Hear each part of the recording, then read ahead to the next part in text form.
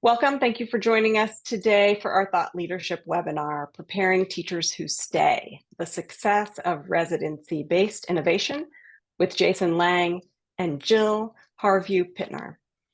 I'd like to introduce our panel today. Our host is Jason Lange. He is the founder and president of BloomBoard, a talent development provider that is helping transform educator prep by partnering with school districts and universities to bring teaching degree and certification programs into K-12 classrooms. Prior to founding BloomBoard, Jason worked in private equity and was also a member of the New Schools Venture Fund team, where he supported the development of the initial EdTech investment thesis for the New Schools Seed Fund, now Reach Capital. And Jill Harvieux Pitner is the Chief Growth Officer for the National Center for Teacher Residencies, or NCTR. She joined NCTR in 2011. In her role, Jill works with schools, school districts, colleges of education, and community-based organizations to design, launch, and implement teacher residency programs to address local teacher shortages, diversify the teacher workforce, improve teacher quality, and increase retention rates. Jill has more than 20 years of experience in education as a teacher, leader, teacher educator, staff developer, consultant, and curriculum writer. Welcome to you two, and welcome to our guests. I'll pass the mic to Jason. Love it. Thank you. I really appreciate all the help and coordination and logistics. Super excited about the conversation. Jill, thank you so much for joining us here. I think as we've seen just sort of the sort of talent pool and the pipeline around teaching, sort of continue to struggle. I think this is really one of the ideas that is sort of has the most promise, certainly has some of the best research. And so we tend to be about as research back as you can get. And so I'm really excited about the conversation around sort of talking about broader the residency model and really sort of where things are going. I think we were just joking before here, I do vehemently believe there's just no way, given where we are in the world today, that every district in the country, no matter how big or small, shouldn't be trying to figure out how to sort of create the structures and create this sort of residency model, just because it's such a compelling sort of structure. And so really excited about all of the innovation that's been happening in both on the higher ed side, at the district level, given technology and all the likes. And really excited to have you sort of share a lot of your perspective in terms of where things are going and what you're seeing across the field. And then we can give a little bit of the BloomBoard side in terms of what we're seeing across different side of clients. And I do, the residency world has been sort of intermingled with a lot of these different conversations around grow your own and around apprenticeship programs, and around sort of lots of these different sort of conversations. I know New America has done some research there. So happy to sort of try to clarify what is and what isn't, and really clarify sort of what's sort of where the field is going to best take advantage and try to continue to fill vacancies. So would love to have you just kicking us off and really just sort of talk through your background, the data sort of you all are seeing, and just sort of the residency structure, give some people some grounding in what that looks like. And then excited to sort of dig in, and we'll keep going from there. That sounds like a great plan. Thank you so much for having me here today. Again, Jill Pitner with the National Center for Teacher Residencies. So we've been around for more than 16 years as a nonprofit, helping school districts, colleges of education, community-based organizations partner together to prepare teachers that are, specifically prepared to teach with the knowledge and skills and dispositions they would need to be successful in the district. So partnership is such an important part of teacher residencies. And so we are really fortunate. NCTR, we'll go to the next slide. NCTR has had the opportunity to help to launch about 100 teacher residency programs across the country. Right now, we're helping to launch 20. We have more than 60 teacher residency programs that are part of NCTR's network that receive ongoing technical assistance for improvement. So with that number of 100 and thinking about, the different states, we're seeing tons of innovation and tons of change in the model, and it's super exciting. So Jason and I look forward to kind of talking through that evolution of the model and how it's changed over time. We'll go to the next slide so I can share with you. Let's just level set for everyone. What's the definition of a teacher residency program? So we'll go ahead and go to the next slide and think big picture. These are really the big elements that are present in teacher residency programs. First and foremost, I mentioned a little bit earlier about partnership. Partnership, it's really important for the hiring school, the district, to partner with the teacher prep provider in order to set a shared vision for what they want the candidate to know and do to be day one ready for students and to be successful in the schools where they're going to teach. That partnership piece also is where the school district and the School of Ed are navigating and determining what's the role of the resident. Are they co-teaching? That was the original model for teacher residencies, is that residents were co-teaching with the mentor. And over time, we've seen the roles change to be more sustainable, sustainably funded by the district, and residents taking on the role of tutors, paras, and other staff roles like that that are in the schools that are predictably funded. So those are some of the things that partnership works on: the vision of an effective teacher and determining the role of resident. Next, we move into strategic recruitment and selection. Every single teacher residency program puts together a value proposition for a teacher candidate and determines what will be the salary or stipend that they'll receive. Do they receive health benefits? And that package helps to the district and the College of Ed to partner and recruit residents. We also want to note there that you want to strategically recruit and select mentors as well as thinking about the training sites where you're placing the residents as they prepare to teach.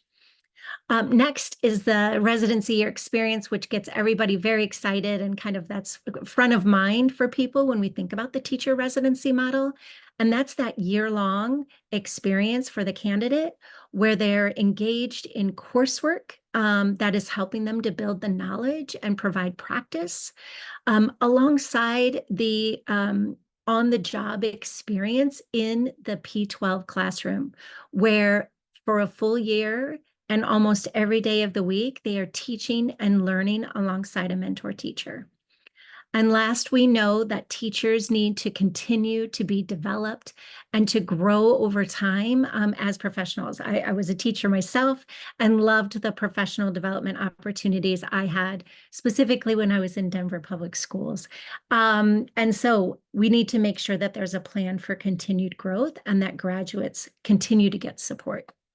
So thanks for level setting with me on the definition of teacher residencies. So we'll move on.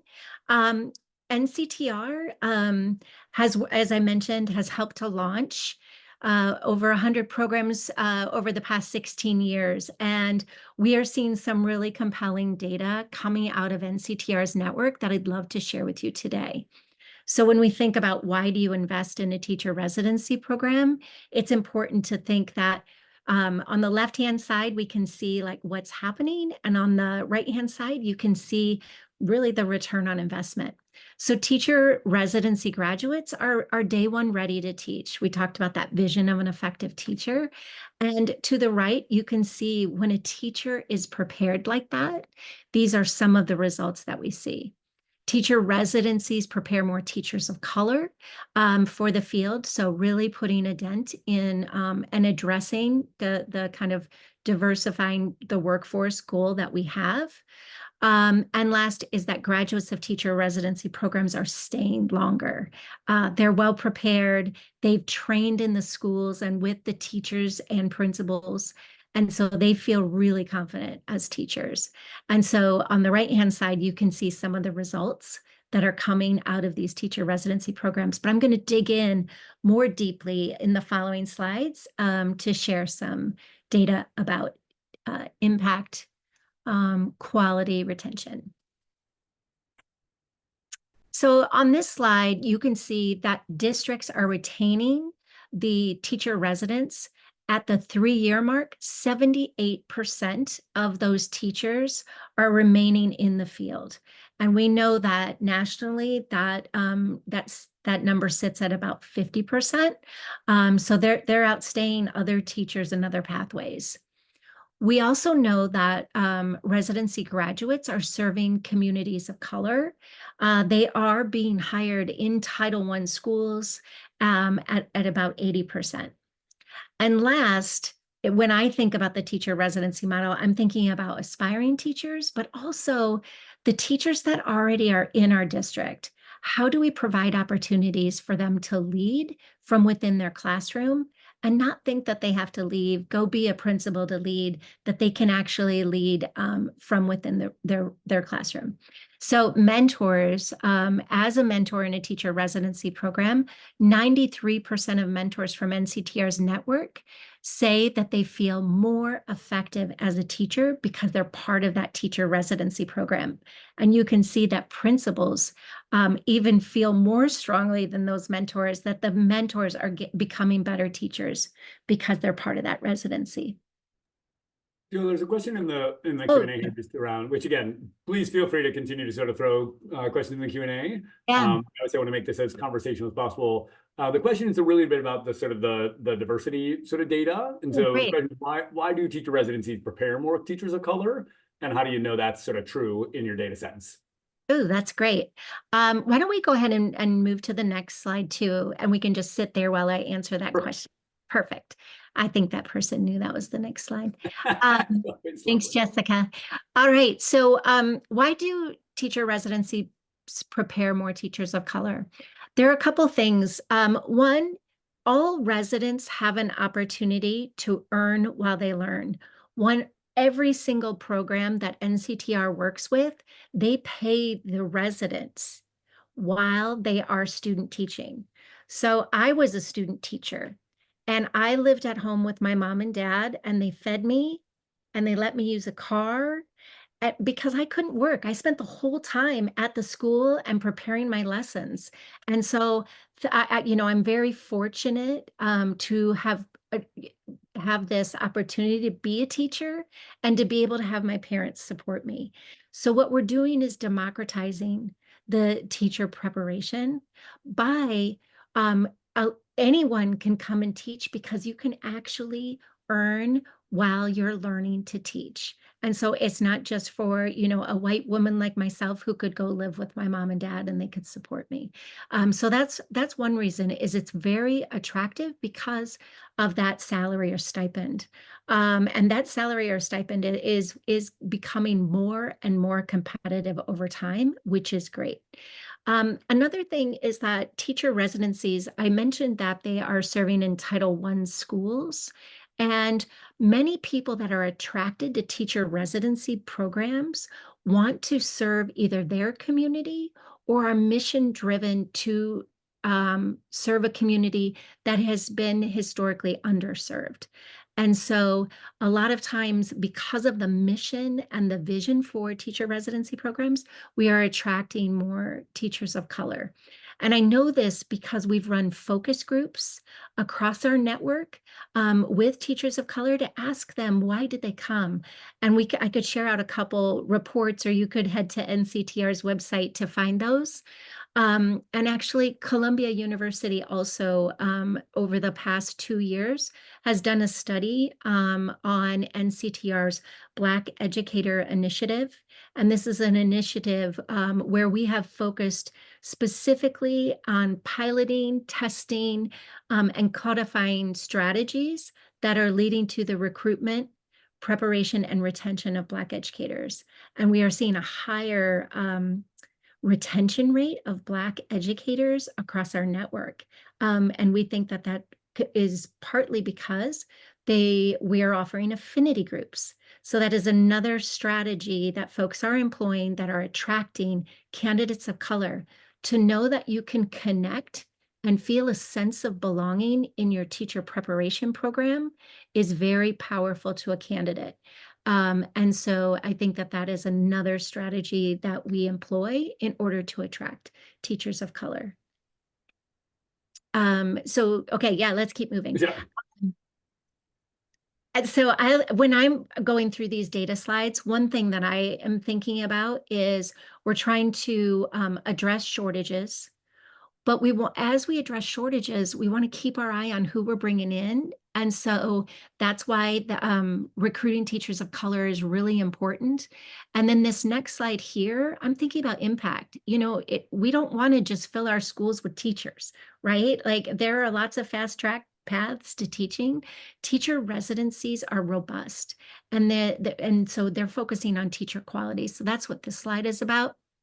I just shared with you that the principals are reporting about mentors improving, right? And so that's that second part of this slide. But the first part is that principals report of all their hires that the residents are better prepared than other first-year teachers. So it not only are we bringing in teachers to fill shortage areas, but they're high quality teachers. We'll move to the next slide. Oh, sorry, got myself on mute. Love it. And I think this is really obviously the crux of sort of how sort of you all are sort of thinking about it. What I find fascinating is that like the systems, I mean, you all have been like NCTR has been taking such a systematic approach to trying to design this from, right, sort of what are the conditions for success and what's the research need to look like and how does that work? It's sort of fascinating as we BloomBoard have been sort of navigating the craziness of our world, because I think we've come at the teacher shortage from a slightly different lens, which is really the sort of the candidate access standpoint. And it's been interesting to sort of see. So when we normally talk about our work on the BloomBoard side of the equation, like we know the attrition data is not great right now in the mainstream, right? And there's only more retirements coming, right? We know the sub pools are shallow and the pair pools are shallow. And so we're definitely seeing sort of crisis levels of vacancies at the moment. And that seems to be continuing. And what we're really also finding, and probably more problematic from a societal standpoint, is we're just running out of 20-year-olds to staff schools. And that the ed prep enrollment, which is, I have 4 kids and 2 little girls, like fortunately as society, we've been telling little girls now that they can go do many other things and that they just don't need to become teachers, which was a little bit of the trope from generations ago. And that the idea that right now, right, teaching has not positioned itself in a place of, right, this is the best, sort of space where you can go to be a teacher. And so I think we've really sort of done a disservice to folks thinking that would be interested in being teachers who are in their 20-year-old in college today. And that we know that shows up in that we're just seeing very low enrollment in ed prep programs more broadly. And that has a lot of, right, pretty problematic implications down the road. And so from the BloomBoard lens, a lot of what we've been looking at is saying, well, if that's the case, and that's a pretty hard sort of ship to turn, where do we go for that next generation of teachers and for the next generation of educators? And what we're finding and what we see across a lot of our districts is, right, the paras and folks in and around our communities in classified roles are really the best possible solution. And that when we've now surveyed tens of thousands of paras and subs and folks, right, what we find is 50 to 60% would actually love to be fully certified teachers, but frankly, just feel like they've been locked out of the higher ed system the way it was designed for 20-year-olds. And if you're, if you had a kid when you were 22 or 20, right, if you've got a family now and you're late 20s, early 30s, and you might have a second job if you're working as a para, you might have a third job if you're working as a para. We know that there are a lot of barriers to getting back into and getting the degree that you would need in order to become fully certified. And so a lot of what we've sort of come at this from is, well, from the higher ed lens and sort of thinking about the higher ed structures and thinking about the candidate pool itself, what if we could change that delivery structure to really sort of organize it around what's interesting, a lot of this exact same principles, which is if we could change how higher ed delivers its programs, we could create a ton more equity and access into the profession because we could remove a lot of those barriers. We could also diversify the workforce because we know many of our paras, right, not only live within 12 miles of the high school they graduated from, but they actually are, right, candidates of color that would want to be interested in becoming fully certified teachers. And so if we want more Black and brown teachers in classrooms, this is absolutely the best, right, sort of candidate pool to start to cultivate and pull from in order to really figure out how we sort of match student demographics in the process. And because of the sort of the more job-centric nature, right, the beauty of the residency model is it's all about on-the-job feedback, which we know actually contributes to better instruction and better feedback and faster sort of data. And that ultimately now I think, some of the excitement that's come up in the past year or two has been around this apprenticeship funding, around other incumbent worker funding. There are much greater amounts and numbers of different grant funding pools and really sustainable funding pools to help sustain these programs. And so that's been the interesting sort of lens. And so again, I think we've arrived very much in a similar place in terms of the potential for this work. I think we've sort of come at it from different lenses. And in the BloomBoard side, really it's, thinking about that higher ed experience and really starting to understand what does it mean to start to create a really residency-based model for implementing higher ed. And, I always joke my teacher prep, in your teacher prep, Jill, from back when, right? Historically, teacher prep has come from a bunch of very theoretical classrooms, right? My old school professor would play these videos from 30 years earlier, and he would pause them periodically and say, all right, which student is in his or her zone of proximal development? And then we would debate ZPDs for an entire class session. And that wasn't going to help me be a better teacher. It wasn't going to help me help my kids.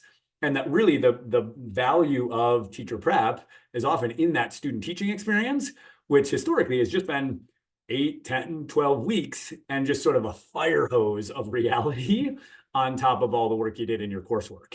And I think what we found is that not only does that model not sort of necessarily best serve kids the way we would like to, but really it doesn't meet these adult learner candidates where they are, because you just don't, if you've got a family and a second job, you can't go back, even do online nights and weekends courses. It just doesn't work. And so a lot of what we've been trying to do from the BloomBoard lens is say, can we go to higher ed and really get some higher ed partners that are being really innovative and say, well, what if we could take that same 3-credit course and change the delivery of that 3-credit course to be entirely about on-the-job experience? And if we could do that, right, all of a sudden, so we have paras and subs today who are working in a full-time job, right? They're full-time in a para, they're getting a 1 period a day release time to be that co-teacher, to be in that sort of student teaching model, in that resident model. And they're then taking their actual lesson plans and they're videotaping themselves deliver those lesson plans, and they're taking the student work coming out of those lesson plans. And that portfolio of artifacts is what they're uploading for faculty in our accredited licensure-backed EPPs to actually do all of the sort of annotated time-stamped feedback on your actual craft as an educator, as a resident. And that process now doesn't just have to last, right, sort of for the student teaching window, but in our case, right, whether it's a para to bachelor's degree program or associate to bachelor's, right now it's covering all 60 credits of your coursework. And it's sort of even pulling closer that resident experience to really integrate the residency with the coursework model in that sort of portfolio-centric approach, which we know is just a lot of what teachers really want and need. And so on the BloomBoard side, so we tend to live in between our higher ed partners and our school districts to try and bridge the gap for how does this happen. And I think we know there's lots of interesting ways that the residency model, right, has been sort of tried to sort of, get kickstarted and really move. I think it's been a lot of these questions of like, well, how do you do this and how do you do this at scale?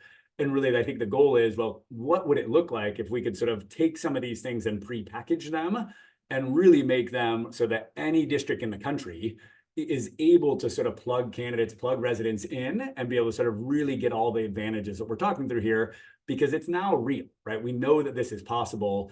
And we've built a lot of the sort of the tools in terms of just the systems and processes. So, our candidates are all using our learning management system within our higher ed partners. And so it means like every faculty interaction and every candidate interaction happens in our technology, which means we get to track every click.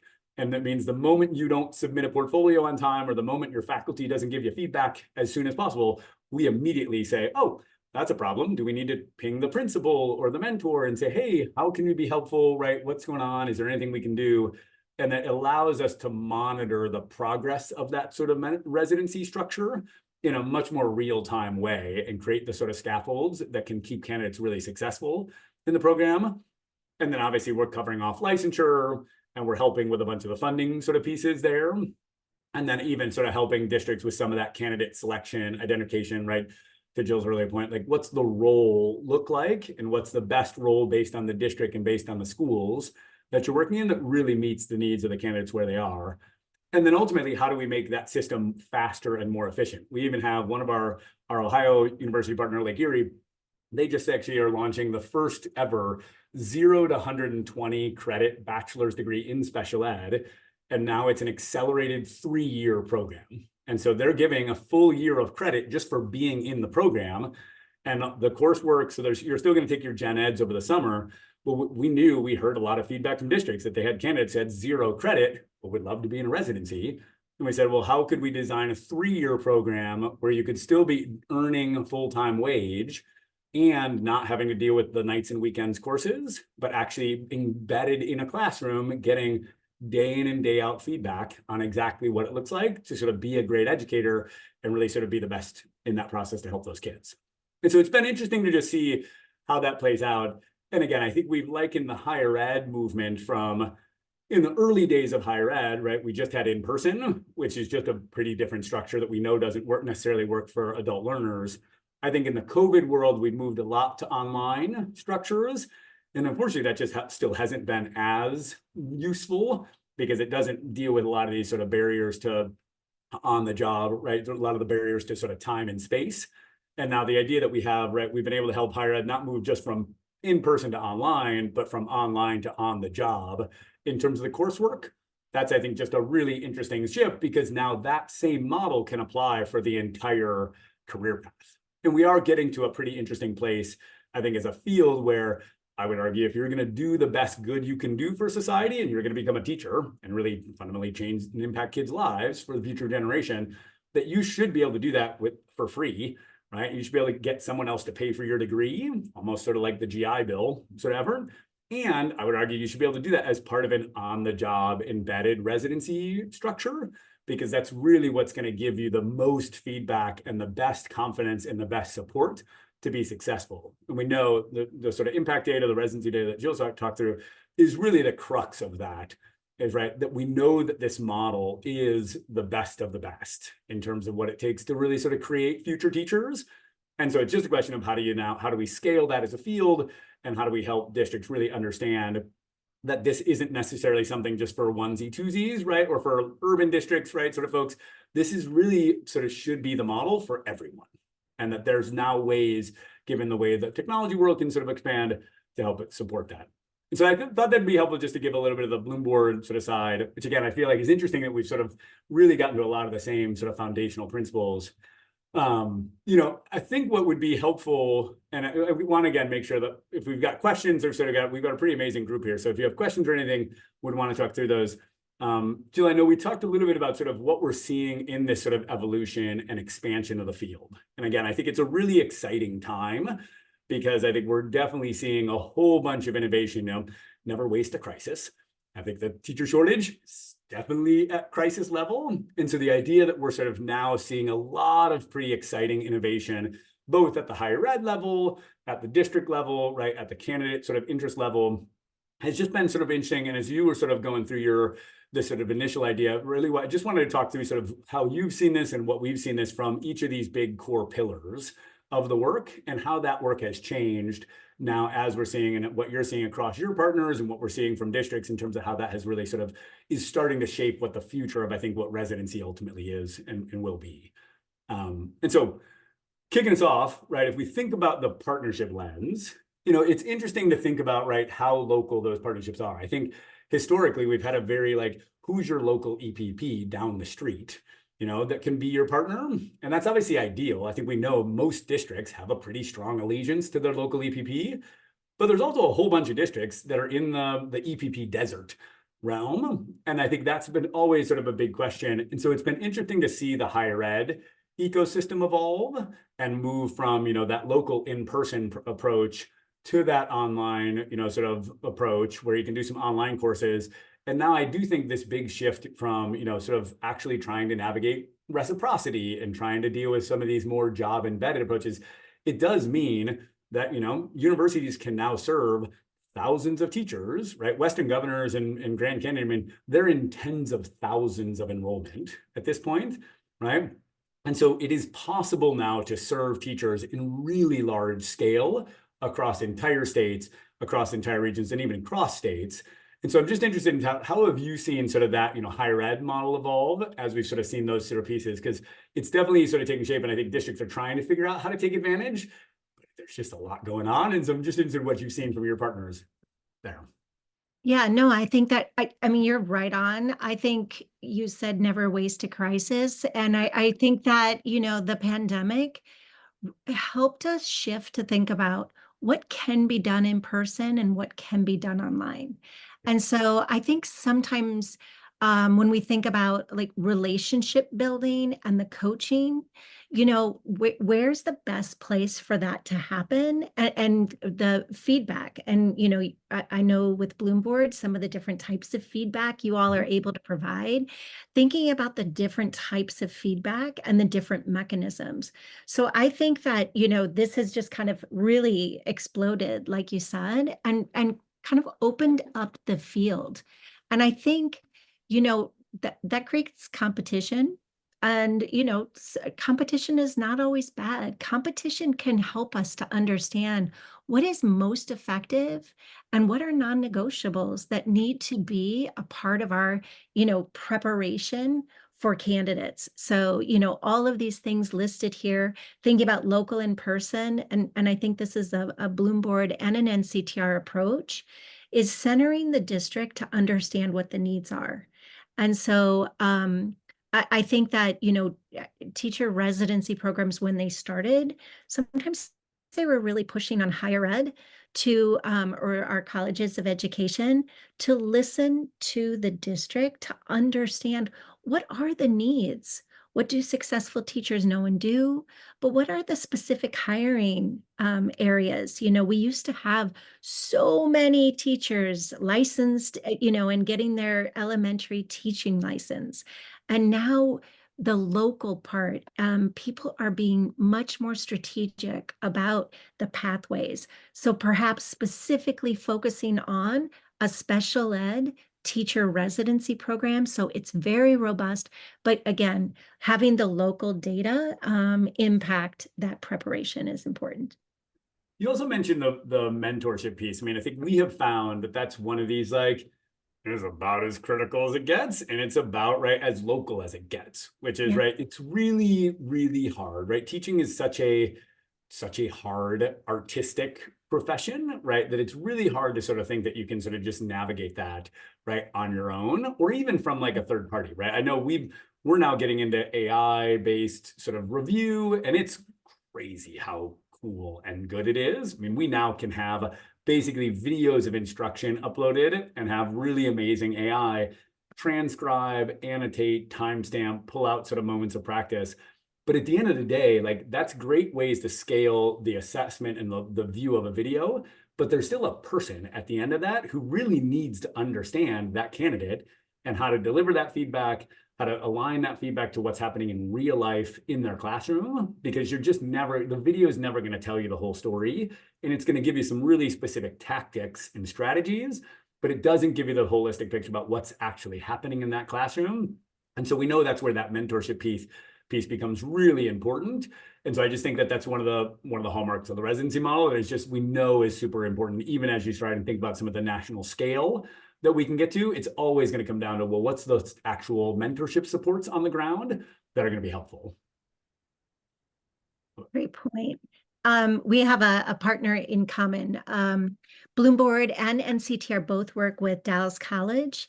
And right now we're running a pilot with Dallas College and over 100 mentors in the Dallas area to provide professional development to mentors to help them use data and to help them build relationships with that teacher candidate so that they can coach that candidate. Because you're right. I think that AI I mean, we're all trying to figure out AI, right? And how to harness AI to help us work more efficiently and more effectively. So I think that absolutely, reviewing a lesson plan or looking at the video, but then the human part is, now look at that data and what's your coach move? What would you prioritize given what you know about the candidate? Love it. There's a question in the chat sort of about how has NCTR helped districts change the paradigm for boards paying for the degrees? And in particular, right, is there sort of thoughts on how we have sort of helped districts think about this concern of, well, if I pay for one person, then I have to pay for everyone or anyone. That's right.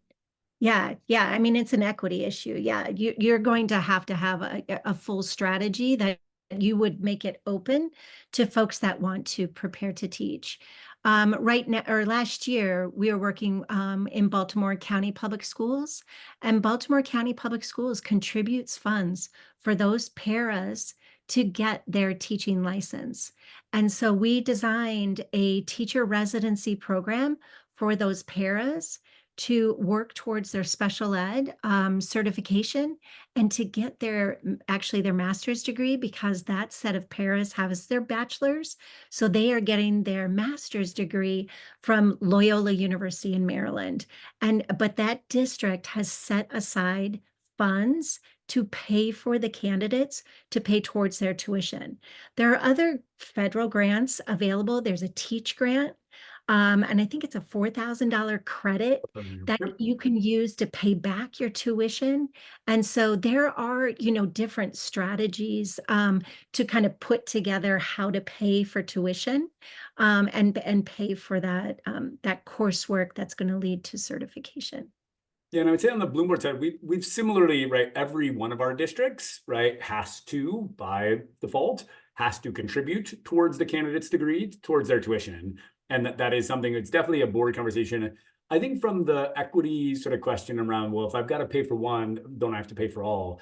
I think that actually comes down to sort of how you, to Jill's earlier point, like how you think about what areas you're trying to solve for, right? Special ed in particular, because of the access to title funds, right? Because the access, like that's an area we're saying, all right, well, we will pay for anyone that wants to become a special ed teacher, right? Because there's a ton of liability there, right? In terms of not having sort of actually licensed proper sort of special ed folks in classrooms. We know that that's a harder to meet area. And so already the candidate pool is going to be smaller.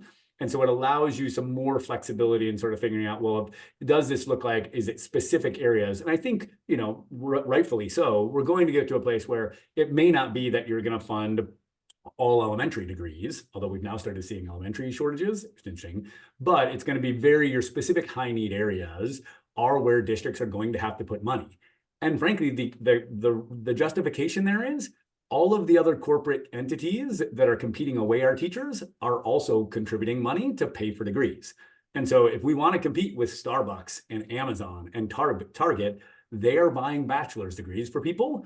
And so from the competitive landscape, that is forcing the hand of all employers, school districts and the like, to really understand, well, what does it take to be competitive in the market today in terms of what it takes to attract talent? And I would argue that if you can build a residency program, you can actually one-up, the Starbucks and the Target, because sure, you can go stock shelves as an associate at Target and they'll buy you a bachelor's degree, but then you got to go do all the nights and weekends courses. Whereas if you can offer a residency program, all of a sudden you can get an on-the-job, right, embedded degree that really respects your time and gives you a ton of great on-the-job coaching and feedback on your craft. And so it's a better option than what Target and Amazon can offer. And so it's really more compelling in trying to situate that, but also trying to get boards to understand that that is the competitive landscape we're in. And, we can say, well, we don't have the ability to do though, but that's also just going to mean you're just going to have more vacancies and you're going to be having more budget that's going to be sitting right aside, not being used because you're not spending the budget that you actually put in place for fully staffed classrooms. Yeah, I just wanted to jump in and add one thing. Learning Policy Institute, they have a calculator online to show what does the cost of turnover or attrition cost a district. And so, that's between $15,000 and $20,000 per teacher that we lose. That's how much it costs the district to recruit, to onboard, and that candidate. And so if you think about that money, and if we took that attrition money, all those costs and plowed that into preparation, you're going to retain those teachers at a higher rate. And so you're just going to see that teeter-totter swing. And I think we can find that link and put it in the chat there as well. Sure. Yeah. Want to talk a little bit about just sort of the evolution of sort of the strategic recruitment selection side. I think in the early days and certainly the last sort of, set of generations, the early generations of, strategic recruitment, it was really this community-centered approach, which I think is still the same, right? We know the more you can recruit candidates that are from the community, the longer they're going to stay, the more local they are, the more knowledge they have about the students and the community itself in the process. I think what we've found interesting as folks have evolved is just sort of the expansion of that into this idea of, right, can I start to recruit high school students in the programs? We have one of our districts who literally, they're in a rural area where they don't have an ed prep, right, sort of partner local, and they've now basically said to their high school graduates, right, if you come work for us full time, you can live at home, work for us full time as a para, we'll put you into our residency program, we'll buy you a bachelor's degree that's an accelerated 3-year degree. And so you will not only work full time, you'll have no student debt, and you'll graduate faster than all your friends. And then you work for us for 3 years after you get your degree, and you can go off and do whatever you want to do because you've been really highly trained in a career that frankly now has a lot of corporate usage, and sort of sets you up for a pretty interesting life. And so it's just been interesting. I'm sort of fascinated. I know you've got some partners who've been doing lots of different sort of strategies around the recruitment. Can you share like what you've seen in that evolution over time? Yeah, appreciate the question earlier that really asked, how do you grow your own talent and recruit from your community for your community? And so going back to that mission driven, what's the purpose of your program? Teacher residency programs are different because they are mission driven. They're specifically focused on the students that they're going to serve, the hiring district, and the schools. So it's not just preparing to teach and go forward, but because of that partnership work, you're preparing to teach in that certain setting. And so that's something I think that's really come out of this. And Jason, to your point, I mean, getting into high school, super exciting. Educators Rising is out there doing work with high schoolers to help them understand what is it like to be a teacher, and looking at the Department of Labor and these registered apprenticeship programs at the high school level, as well as as a pathway to teaching. So trying to create some coherence there so that candidates, we're working with a program in Texas A&M International University, and those high schoolers are earning dual credit. That dual credit then can be applied towards the community college. While they're in the community college, when they get their associate's degree, that qualifies them to be a para. So during their junior year then, they now can be a para in the Laredo School District so that they're able to be a para, be paid, and then they can continue to focus on preparing to teach. So getting that bachelor's degree, getting their certificate, but having that on-the-job training on the way. We have a similar model in Dallas with Dallas College. It's super interesting. That is, most of those candidates, they're getting paid, right? Some are getting paid 25, 30 grand while working full time and doing their third and fourth year of college. And then they're going to go from making 25 grand to 55 grand the day they graduate in that same school, in that same placement. So it's just a really interesting model. And it's obviously from a candidate, it's super compelling in terms of what that actually looks like. Absolutely. Next as we talk about sort of the residency year, and I think there is this question of like the sort of the simple mental hook that I think most of the field uses is thinking about post-residency as a 1-year post-bac, right? You've got a bachelor's degree, you come in, you do your master's degree while you're working full-time, and you're getting obviously paid for that. And then I think, it's been interesting to see how much, because you already have folks who've been expanding into bachelor's degree programs. Now we've seen these sort of 2-year and 3-year bachelor's degrees come together, and still it's all using the same model. So I'm just interested in sort of how you've seen that evolution play out, because I do think it's really broadening the field's perspective on what a residency is, because it's no longer just the post-bac. It's really sort of covering a whole breadth of different pathways and options. Right. And I think too, for, all of us, what are the pressure points, right? What are, so the 1-year masters and from personal experience, it's a lot easier to create this kind of standalone teacher preparation program that's a residency than to weave it into the undergrad. So when residencies first started in the country, it was easier to create them as kind of standalone masters. And so what we've seen over time is recognizing and again, going back to that term, democratizing teacher preparation, is that, how can we open this up to folks who, like staff that are in a school that need to get their bachelor's, right? And so, some of these folks are like really would love to become a teacher and a licensed teacher in their own classroom, but that don't yet have the bachelor's. And so the master's is just that much farther out of reach. And so opening up and moving the program down, I would highlight the University of Colorado at Denver, their next gen teacher residency program. Phenomenal model. They're kind of, to me, they're the granddad of a bachelor's program for teacher residencies. So really great model there. And we're seeing this start to spread. I think something that we've seen at NCTR and with the teacher residency programs is that they started with the master's first, and now they're working down. And so we've got about 20% of our programs that are offering bachelor's now, but probably started with the master's. So true evolution in the field. And then moving to 2 and 3 years, if we can compress the time it takes for some folks to become a teacher because they're demonstrating the competencies and we're not compromising quality, by all means, we should. And we've had some pretty amazing, we've had assistant superintendents in one of our districts in Florida where they literally did instructional rounds of teachers, and they're using a little bit different model where it's sort of a long-term substructure. But their assistant super over C&I basically did an entire set of instructional rounds for both certified and sort of these sort of resident candidates, did not know which ones were in which programs, and came back to a cabinet meeting and said, oh my God, like some of our best teachers in the whole district are the residents in the program. Which, for folks who've been working in schools, right, that's not actually super surprising, because if you've been a para in a school for 5, 8, 10 years, you've got a really good handle on how to deal with, right, classroom management and sort of hold kids and who they are and where they're coming from.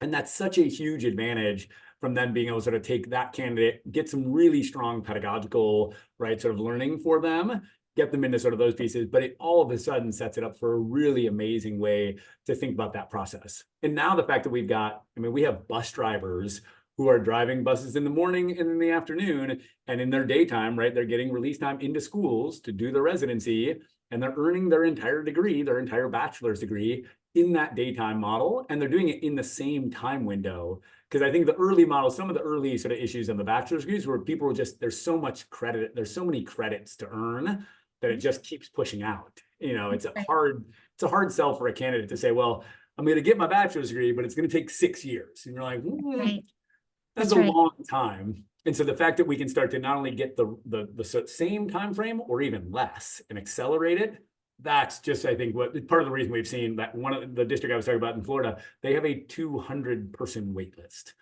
And so they will get to 0 vacancies in the next 3 years because they actually know exactly where their candidate pool is coming from, because it's entirely centered on their community and folks already in employment or folks in and around sort of their staff.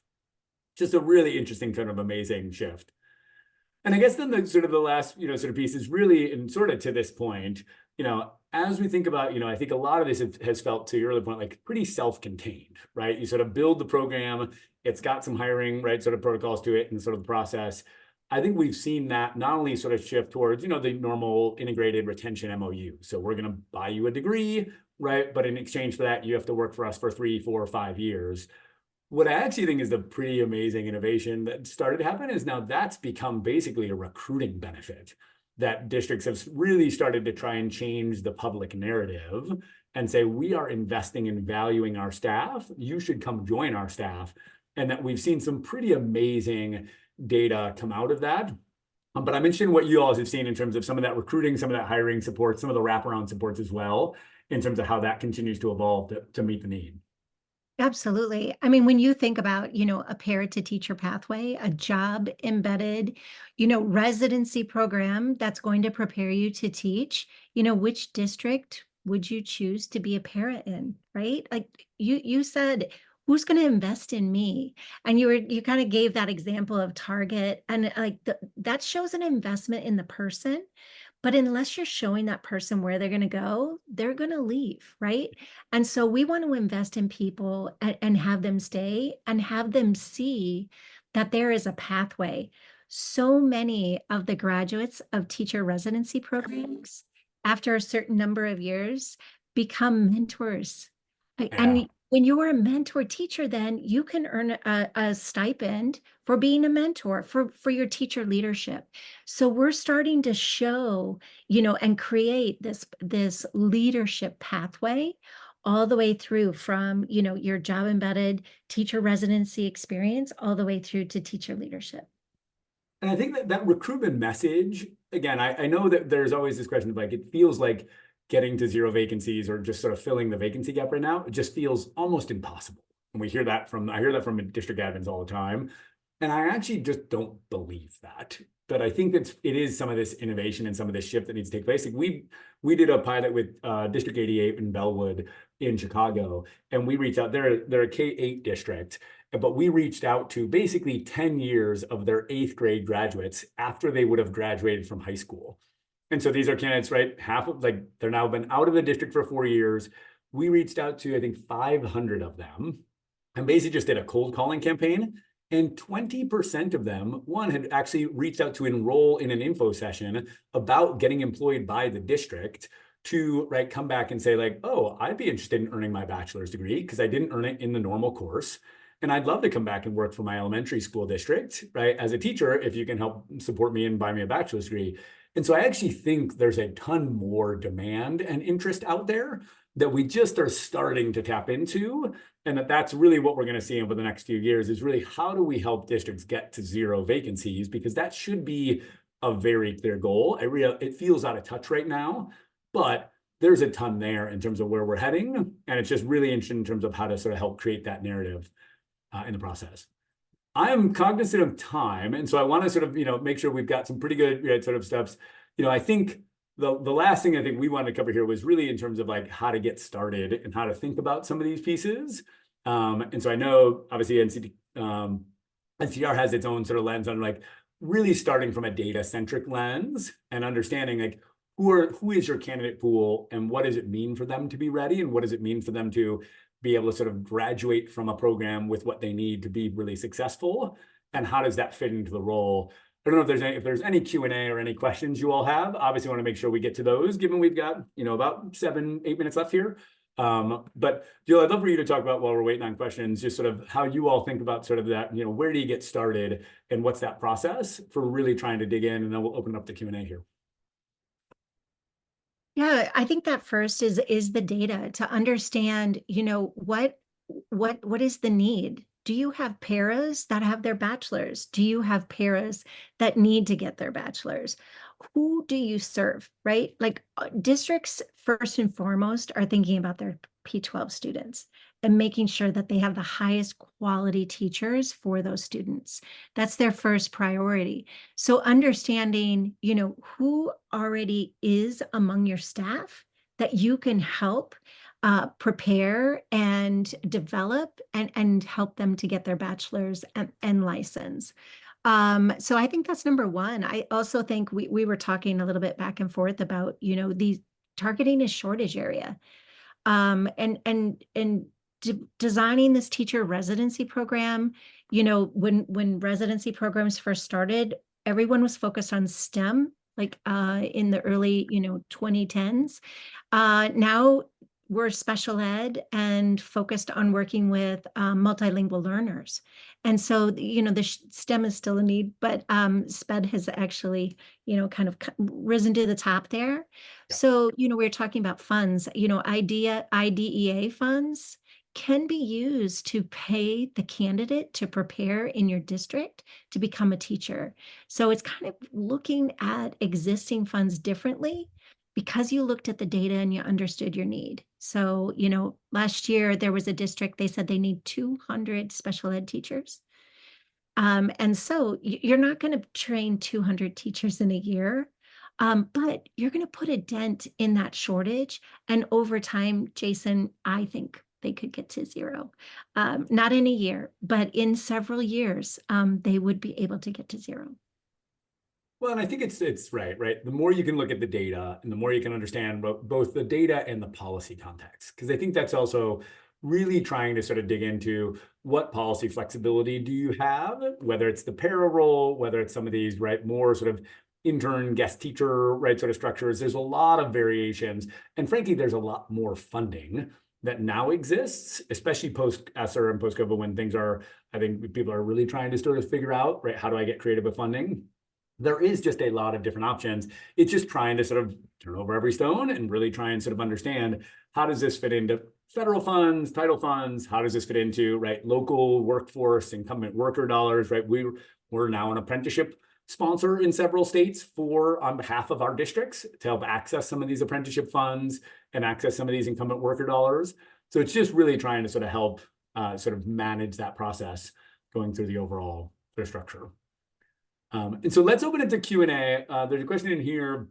So when working with accredited institutions, are you utilizing their approved programming for teacher apprentice or using BloomBoard models of programming?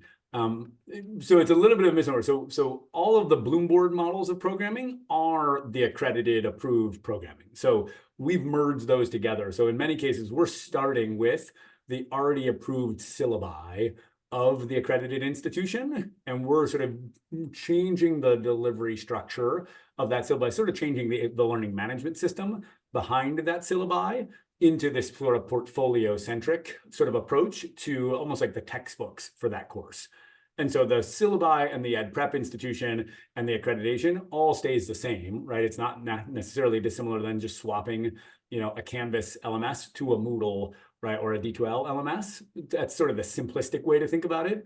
But at the end of the day, it's still the same accredited EPP, sort of programs and course IDs being offered in a different learning management system that allows for a more portfolio-centric sort of faculty delivery model. And that's actually the sort of the real crux. But we find that all of a sudden really opens up, obviously, the equity and the access to those courses, because it changes a little bit of the faculty role from lecturer, and sort of sage on the stage to much more of almost like a one-on-one coach, which we know many of our practitioner faculty just love. And the feedback we have, right now we have about a 95+ completion retention rate in the program. And so it's pretty amazing, We do know that the moment your degree and your job become the same experience, you're going to do very well, because there's a lot of incentives and a lot of supports and a lot of folks around you to help that candidate be successful. Other questions that would be helpful in our last couple minutes here? Can't believe it's already been that long. Come quick.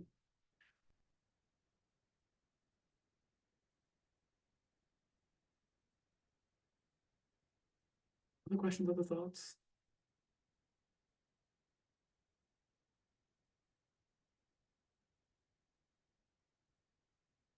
Well, Jill, I really appreciate the time here. I don't know if you have any other final thoughts or any other sort of things that you want to make sure we sort of share. Again, really appreciate the time, but we love any final thoughts that you have to the folks here.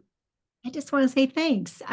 This was really fun. I think it's an exciting time in education. There's a lot to harness. And I think that, when you think about what BloomBoard can do, I think it's increasing access. And that's the goal, is that we are creating an accessible pathway that aspiring teachers can find in order to have really robust, classroom-based teacher preparation. So I'm super excited about the work you're doing. Thank you so much for having me, and happy Wednesday, everybody. Yeah, really appreciate it. Thanks so much. I really appreciate the time. Thank you all for joining us. Again, we'll send out the recording, and if you have other questions, follow-ups, you can certainly reach me here at the email address. And thanks so much, and enjoy. Good luck. If you've already started the year, good luck. If you're about to start the year, good luck. And let us know if we can be helpful. Thanks so much, y'all. Take care.